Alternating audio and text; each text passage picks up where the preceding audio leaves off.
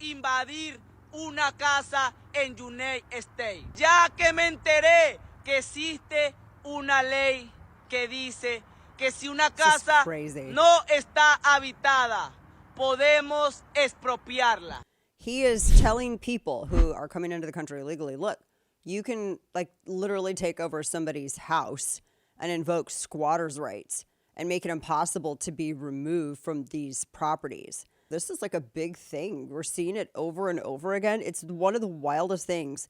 For instance, in New York, you can't even turn off the utilities. Like, they don't have to pay you rent. I'm not exaggerating any of this, by the way. They have more rights than you do as the property owner, even though they went in and without your permission or any kind of agreement and took over the house. And in all states, you have to follow a legal eviction process to remove squatters. Now, my legal eviction process is made with lead, and it comes out of the barrel of a rifle.